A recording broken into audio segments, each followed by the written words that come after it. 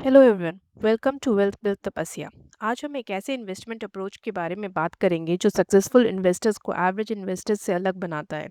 बहुत लोग इन्वेस्टमेंट शुरू तो कर देते हैं, लेकिन उन पे पता ही नहीं होता कि वो इन्वेस्ट किस लिए कर रहे हैं। कोई सिर्फ रिटर्न्स के पीछे भाग रहा होता है, कोई किसी फ्रेंड्स की एडवाइस पर इन्वेस्ट करता है, और कोई सोशल मीडिया देखकर इन्वेस्टमेंट शुरू कर देता है। लेकिन सच ये है, इन्वेस्टमेंट का ऑब्जेक्टिव सिर्फ पैसा कमाना नहीं, बल्कि अपने फाइनेंशियल गोल्स को अचीव करना है। इसी अप्रोच को कहते हैं गोल बेस्ड इन्वेस्टिंग। चलिए समझते हैं कि ये इतना इम्पोर्टेंट क्यों है। सबसे पहले ये समझते हैं कि गोल बेस्ड इन्वेस्टिंग होता क्या है। सिंपल लैंग्वेज में गोल बेस्ड इन्वेस्टिंग का मतलब है अपने हर इन्वेस्टमेंट को किसी फाइनेंशियल गोल से कनेक्ट करना। जैसे अगर आपको 10 साल बाद अपने बच्चे के हायर एजुकेशन के लिए पैसे चाहिए, या 10-20 साल बाद रिटायरमेंट के लिए कॉर्पस बनाना है, या 5 साल बाद घर खरीदना है, तो आप उस गोल के हिसाब से इन्वेस्टमेंट प्लान करते हैं। यहाँ फोकस रिटर्न पर नहीं, गोल पर होता है। बहुत लोग इन्वेस्टमेंट शुरू करते वक्त एक ही क्वेश्चन पूछते हैं, कौन सा इन्वेस्टमेंट सबसे ज़्यादा रिटर्न देगा। लेकिन ये गलत क्वेश्चन है। सही क्वेश्चन होना चाहिए, मुझे कितना पैसा चाहिए, कब चाहिए, और उस गोल के लिए मुझे आज कितना इन्वेस्ट करना चाहिए। जब आप ये क्वेश्चन पूछते हैं तो इन्वेस्टमेंट ऑटोमेटिकली डिसिप्लिन्ड हो जाती है।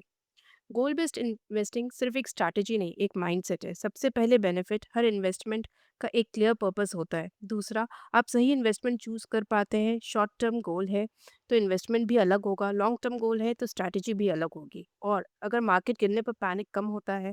और सबसे इम्पोर्टेंट, आप इन्वेस्टमेंट को बीच में छोड़ते नहीं, क्योंकि आपको पता होता है मैं किस लिए इन्वेस्ट कर रहा हूँ। अब सोचिए, अगर गोल ही नहीं है तो क्या होगा। कभी मार्केट ऊपर गया तो एक्साइटमेंट, मार्केट नीचे गया तो फिर कभी एसआईपी बंद, कभी इन्वेस्टमेंट रिडीम, कभी नया फंड, कभी नई स्ट्रैटेजी। यही होती है रैंडम इन्वेस्टिंग। और इसी वजह से बहुत लोग long term goal wealth create नहीं कर पाते। गोल आपको डिसिप्लिन देता है, इमोशन को कंट्रोल करता है, और डायरेक्शन प्रोवाइड करता है। एक प्रैक्टिकल एग्जाम्पल देखते हैं। मान लीजिए आज आपके बच्चे की हायर एजुकेशन की कॉस्ट 10 लाख है, लेकिन एजुकेशन इन्फ्लेशन लगभग 10% बढ़ रहा है। अगर एजुकेशन 10 साल बाद होगी तो वही 10 लाख की एजुकेशन के लिए आपको 26 लाख की ज़रूरत पड़ेगी। इसका मतलब अगर आप सिर्फ आज की कॉस्ट देखकर प्लानिंग करेंगे तो फ्यूचर में पैसे कम पड़ सकता है। इसलिए गोल प्लानिंग में इन्फ्लेशन को इग्नोर नहीं करना चाहिए। हर गोल के लिए सेम इन्वेस्टमेंट सही नहीं होती। अगर गोल 2-3 साल का है, जैसे इमरजेंसी फंड, वेकेशन या कार परचेज, तो जनरली लोअर रिस्क इन्वेस्टमेंट पर फोकस किया जा सकता है। अगर गोल मीडियम टर्म है, जैसे होम डाउन पेमेंट, और तो स्ट्रैटेजी अलग होगी। और अगर गोल 10-20 साल का है, जैसे रिटायरमेंट या चाइल्ड्स एजुकेशन, तो long term growth oriented investment का रोल ज़्यादा हो सकता है। इन्वेस्टमेंट चूज करते वक्त तीन चीज़ें ज़रूर देखिए: टाइम हॉराइजन, रिस्क टॉलरेंस, और फाइनेंशियल गोल।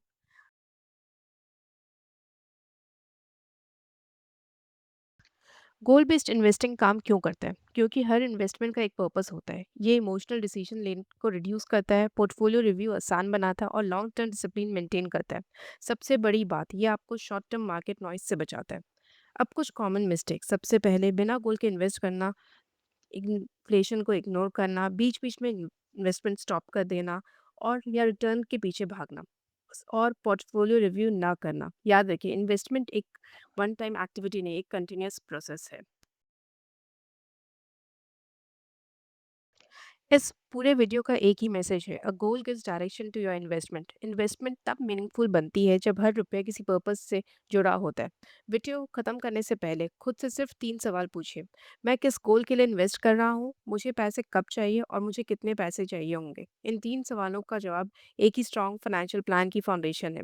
अगर आपने अपने अभी तक अपने फाइनेंशियल गोल्स डिफाइन नहीं किए, तो आज ही शुरुआत कीजिए, क्योंकि invest for your goals, not for your returns. अगर ये वीडियो आपको इन्फॉर्मेटिव लगा हो तो ज़रूर लाइक कीजिए, चैनल को सब्सक्राइब कीजिए, और बेल आइकन प्रेस करने ना भूलें। और कमेंट्स में बताइए आपका सबसे बड़ा फाइनेंशियल गोल क्या है: होम्स, चाइल्ड एजुकेशन, रिटायरमेंट, या फाइनेंशियल फ्रीडम। Thank you.